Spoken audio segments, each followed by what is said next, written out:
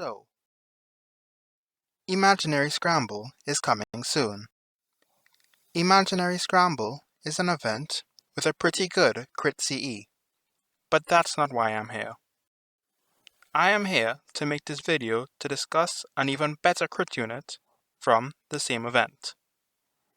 Now this unit, I personally rate super highly, like one of the best servants in the game, top 3 even. While I may be overrating her, I have underrated this servant in the past, out of fear of being called biased. But for this video, I am no longer shackled by this limitation, and I will proudly say that this servant belongs next to Merlin and Castoria on a tier list. This servant being Foreigner Class Clytie Van Gogh. Now, before I begin rambling, which is what this video is, it's just rambling with a script, I will put a disclaimer. I do not think Van Gogh is a must rule, because there are no must rule servants in FGO other than Mandragado. Secondly, this video is going to be in 3 parts. First part being boring gameplay slosh that no one cares about, just for me to defend my bold claim of Van Gogh being top 3 servants in the game. Second, I am going to try to talk about support for Van Gogh. Thirdly, is just me mindlessly rambling about why I like Van Gogh so much, and hopefully prove that I'm not some meta slave that's ruling her because I simply must complete my best of the best trio. Now, with my disclaimer out of the way, on to part 1. Her stats are not really important, but if you do care, then I'd say she has pretty good stats. Van Gogh has the same HP stats as another pretty cool extra class crit unit, Himiko, who I will be comparing Van Gogh to more later. Her attack stat is the same as Koyanskaya of Darkness, who is a pretty good DPS/support foreigner. Overall, Van Gogh has pretty good stats for foreigners, who do like to go wild and wacky with theirs. Her HP is on the higher side, with the highest HP foreigner being Jacques de Molay, and her attack is not too shabby compared to the highest attack for foreigners, Yang Guife. Van Gogh, stat-wise, is perfectly serviceable for her role as a DPS/crit support. Of course, stats do not make a servant. That will be their juicy kit. So I will skip the boring NP gain and star gen stats and go right into her spicy skills. Now, if you do not think Van Gogh is good, there is a simple solution for this. First, you read her second skill. Then, you read her third skill. Next, you read her first skill. Then finally, you read her Noble Phantasm. So, this will be the order in which I discuss them.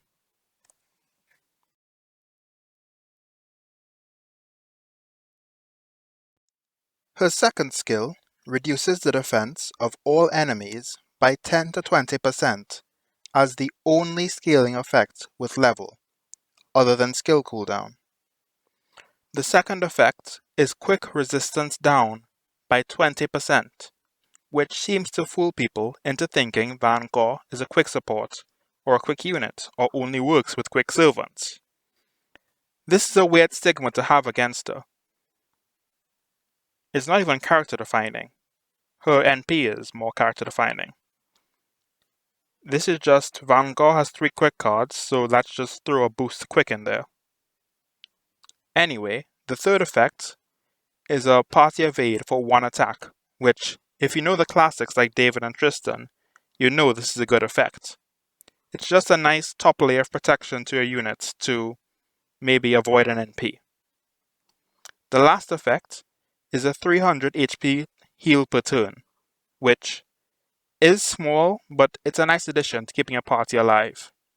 Now, these are a lot of effects for a 6-turn cooldown, which is why it has a demerit, even though this is not really a demerit considering Van Gogh's playstyle. But she does curse her allies, which is a bit mean of her to do. Why does she do this? Well, it's time for her third skill. It's a support skill with a little extra. It's a Go, do a crime skill. It's a 20 to 30% attack up for any ally in the party, paired with a 300 to 600% star absorb. Reminder that Van Gogh has 3 quick cards and a quick resistance down, so she can make her stars. She then gives herself a weird effect, where she can remove curses from herself if she attacks with a quick card. So, more incentive to use her quicks to gen stars. Did I mention that removing curses also gives her an attack up by 20%? That's pretty neat utility. And then, for the final effect, she remembers that she accidentally gave her allies the curses meant for herself, and takes them back. So, she now has 3 curses just from using this skill. It's just a quick brave chain away from having a 30% attack up. This skill is on a 5-turn cooldown, which is pretty good value for a support Van Gogh. But the curse memes, being on 6-turn cooldowns, don't align perfectly with this cooldown. But you can't win them all. Finally, it's time for her big, bad skill 1. This is a great skill. This skill is a one-time 5-turn guts on a 6-turn cooldown. The average cooldown for a 5-turn guts is 7, and that's when it's just the guts effect.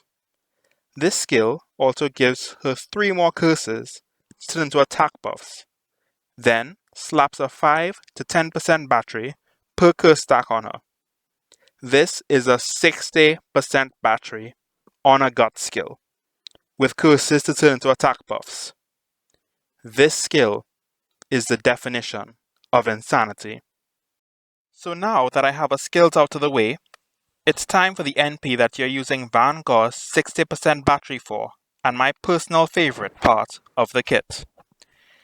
Desterden Act is an EX rank Arts Noble Phantasm, and the reason for Van Gogh being the best crit support in my eyes. This is a stackable terror at 60%. Every turn, for 3 turns, the opponent has a 60% chance to be stunned. And this NP is fairly spammable with Van Gogh's good NP gain. In fact, you want to NP as much as possible with Van Gogh, and unless the enemy is immune to debuffs, they will get stunned. This is just scientific fact. The NP level effect is a 50% to 100% crit up for the party, which is just insane. Pair this with Van Gogh's star gen from her cards and a targetable star absorb, and she can pretty much turn anyone into a crit unit, other than Berserkers and Avengers because they're allergic to stars. There is another 100% crit up in a kit, however. It's for a certain trait, the existence outside the domain trait, which is a pretty neat passive that all foreigners have. It makes 2 stars per turn passively and increases their debuff resistance, not by a huge amount, highest is 12% and lowest is 2%, but it's a neat little thing that 13 servants have. This effect made people think that Van Gogh is some niche foreigner support, but then you realize Van Gogh has existence outside the domain herself. She gets 150% crit up from her NP at NP1, 200% crit up at NP5. You can give Van Gogh her own Star Absorb skill and watch her just shoot out Super Ryan level crits. The next effect makes the crits you get even more consistent, being 10 stars per turn. This comes in handy with the star gen you're dealing with, and also the star absorb she gives. The overcharge effect is another 30% attack up for the party, so her self buffs give her 120% attack up, which is more like 160% with the defense down and quick resistance down, 600% star absorb, 150% crit up, 10 stars per turn, 1 time evade, 5 turn guts, and a 60% battery, all at NP1. She has a lot of nice effects with passives like Existence Outside the Domain, as mentioned before, that gives her an inch more star gen, Insanity, to make her buster crit hit a bit harder, Item Construction, to make her debuffs land a bit more consistently, Divinity, to make her damage hurt an inch more, and Curse of the Sunflower, which makes it so that curses cannot kill her. It is very important for her playstyle. I must also add this disclaimer that, despite what her kit says, Van Gogh's strongest card is her one arts card. So most times, you are going to want to NPQ A-Chain as much as possible because of her absolutely bonkers NP. This may also leave some residual curses for her to save her batteries later, which only adds to how spammable her NP is. Her Bond C is also great, being a 15% crit up for the party and 8 stars per turn, which is 10 stars per turn, considering Van Gogh's passive. Now, a lot of people will compare Van Gogh to Super Orion, but here I will compare to Himiko, as they are both extra class support DPS units with a huge emphasis on how the NPs work. Himiko's kit is a mixed DPS kit, where she can support with the S1 and NP. She even has a 50% battery to get closer to her NP. She's a buster unit, so she's going to be hitting hard. Her S2 and S3 are DPS skills, a 30% buster up for 3 turns and 50% damage against Demonic makes this skill comparable to a pure DPS skill like Super Orion's. And Himiko's Star Absorb is for 500% on busters only for herself. While Himiko can support, there is the fact that half her kit is selfish and she does want to be a DPS. Van Gogh, in my opinion, does not suffer from this issue, as every part of her kit is support and every part of her kit is selfish, making her 100% DPS and 100% support. The sheer flexibility of Van Gogh is why I would put her in a party over someone else, and why I think she's so great. Now, another comparison I can make to Van Gogh is Hans, but I don't think it's fair to compare a 2-star to a 5-star. Especially when I'm trying to praise the 5-star, not the 2-star, because this comparison just shows how amazing the 2-star is. But yeah, Hans is pretty cool. Go check out his kit if you have not. The sheer utility of Van Gogh is basically why I call her top tier. Due to the sheer amount of things she does, supporting, DPSing, soloing, Van Gogh can be put into any party and excel. And for those of you that are like, but you can't farm with her, she has no toxic batteries, so you're just stupid and cringe, I will personally farm with her just to spite you. So now, after a long part 1 that I feel did not really do Van Gogh justice and was just a lot of rambling from me, I will go on to a hopefully shorter part 2. This is discussing supports that work with Van Gogh. Now,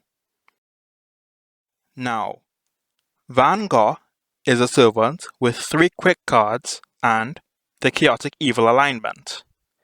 This caused a lot of people to think that Skadi and Doman are top tier support for Van Gogh.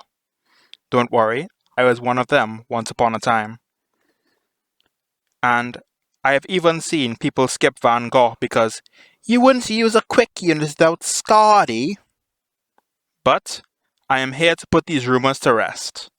The best support for Van Gogh are Merlin, Castoria, and another Van Gogh. These are not in order of how good they are as supports for her, by the way.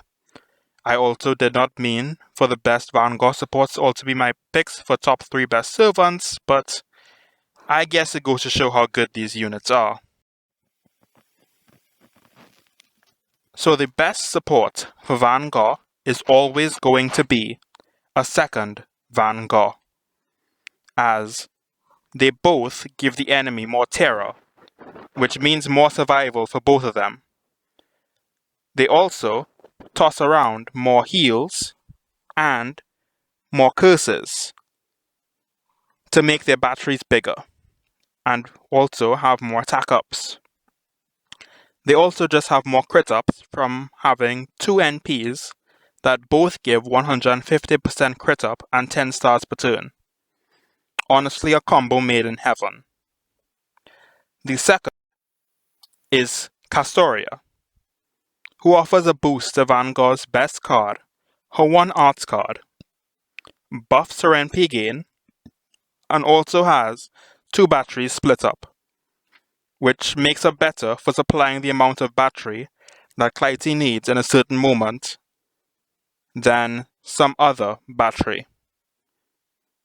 She of course supports the party, and her invul and special invul even pair really well with Van Gogh's evasion. Just pad the party a bit more. Speaking of padding the party a bit more, Merlin is also an honorable mention. He does have a pretty nice party invul and just a great NP for any comp. Even lower rarity supports like Hans, Zufu, and Asclepius offer helping hands by giving heals and NP generation. So this is the part where I say, while I do not think Doman is a good supporter of Van Gogh, he is a good teammate. He's an AoE alter ego, which does work with a foreigner without a damaging NP, so therefore relies on single target crits. And they both have similar buffs, being defense down, attack up, crit up, terror, and curses. My issue with Doman being a support is what he gives to Van Gogh is not only worse than what a second Van Gogh does, he also has 4 turns of downtime. So he's going to be the one spotted by Van Gogh when his skills are down. So now that part 2 is done, I can go on to part 3, which is why I personally love Van Gogh. It comes down to her being cute, honestly. Her MP animation is just beautiful, and the VA did a really good job with her line delivery. It's a huge shame that this VA does not have huge voice acting roles. I personally would cast her in more roles than just a lolly in SSSS Gridman. When I first saw the announcement stream for Imaginary Scramble, I fell in love with this servant instantly. I knew that I had to 100 her, and now I am going to 120 her. Absolutely my favorite servant at this point. Yes, even surpassing Gawain, Chiron, Jack, and Lambda. Even though Lambda is my second 120 target. I just really want to have a nice strong Van Gogh and also be able to sing her praises. This is a servant I loved before I knew she was as strong as I think she is now. Anyway, this part 3 was just a short plan for me to go all swoony on Van Gogh, and also thank you for the people that watched this video to this point, for tolerating my BS, for however long this video turns out to be.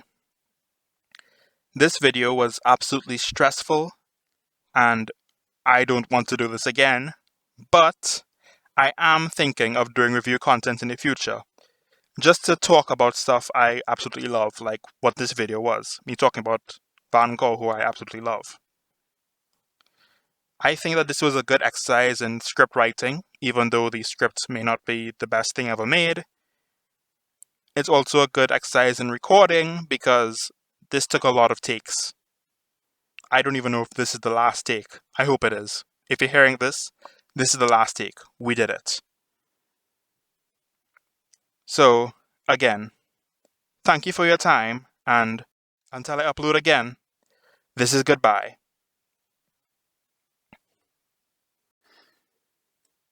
And by the way, the content I wanted to do for reviews was season by season review of Breaking Bad and Better Call Saul. These are shows I love and I want to talk about, but I'm just going to end up going on massive rants about them. So it's best to just do videos on them and, capitalize on the content. Okay, bye. See you.